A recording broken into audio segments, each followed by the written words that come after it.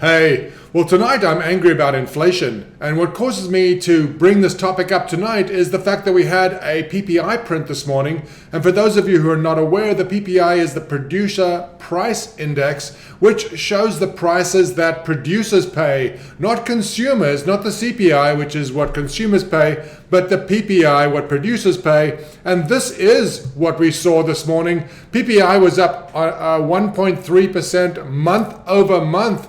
And this was the greatest increase month over month ever seen. Now, a 1.3% increase month over month equates to well over a 12%, well over a 15%, in fact, annual inflation rate.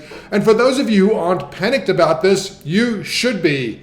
Now, I did a show about 5 months ago, called Angry Because I Am Panicking. And in it, I talked about how the value of our money, in other words, what our money is able to buy, keeps dropping, and that I was starting to panic about what our money would be able to buy in the future. And for those of you who aren't panicking about what your money will buy, let me point you to some things that may cause you to rethink it. Let's start with the item in the news today. This is the price of Bitcoin. And Bitcoin, since the beginning of 2020, has increased from about $5,000 per Bitcoin to $52,000 per Bitcoin. That's an increase of 10 times. And you may say that that means nothing to you. You don't own Bitcoin. You don't intend to own any Bitcoin. You don't care if Bitcoin goes to zero or if Bitcoin goes to 1,000,000. But the problem is the price of all things is going up. I don't know if you've taken a look at the real estate market in your local area, but I happen to know that in two major areas of this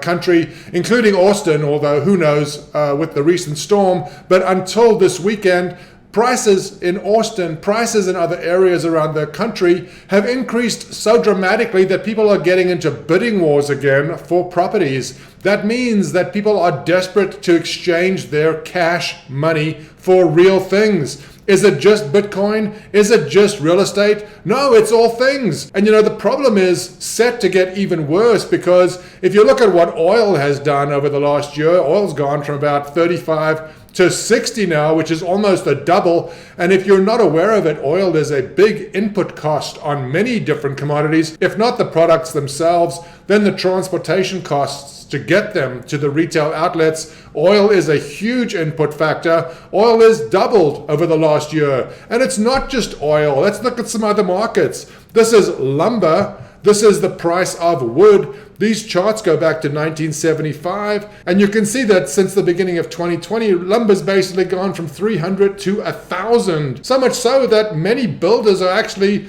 adding a surcharge to the price of the home that they've agreed to build, because the price of lumber has escalated so dramatically. What else? Is it limited to just a few isolated areas of the economy? No, it's not. Here is food. This is soybeans, and you can see soybeans have gone from 800 to 1,400, another almost double over the last year. These prices are going to affect all of us, and soon we're all going to be priced out of being able to afford the essentials and luxuries that we were able to afford before. You see the minimum wage increasing to $15. What do you think that's going to do to prices? Do you think all the people who will be earning $15 will be able to buy more for their $15? No, they'll probably be able to buy less, because in inflation, wage gains always seem to lag behind actual prices. And if you've tried to buy Bitcoin, if you've tried to buy real estate, if you've tried to buy anything recently, including stocks for that matter, you've seen that the price of everything is going up. It's going up at an escalating dramatic rate. And the reason all comes down to this chart. This chart shows how much money has been created. And you can see that since the beginning of 2020, the amount of M1, which is basically demand money, cash, checking accounts, things of that sort, has doubled.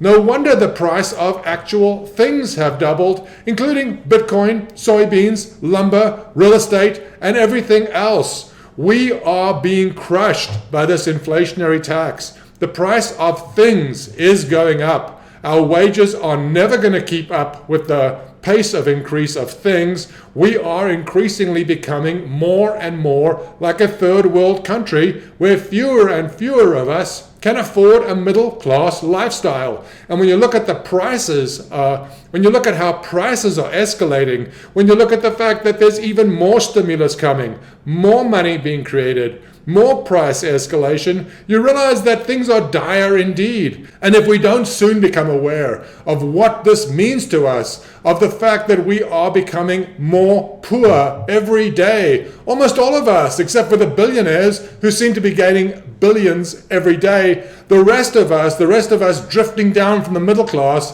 the rest of us being crushed by inflation, for the rest of us, it's almost becoming too late to wake up.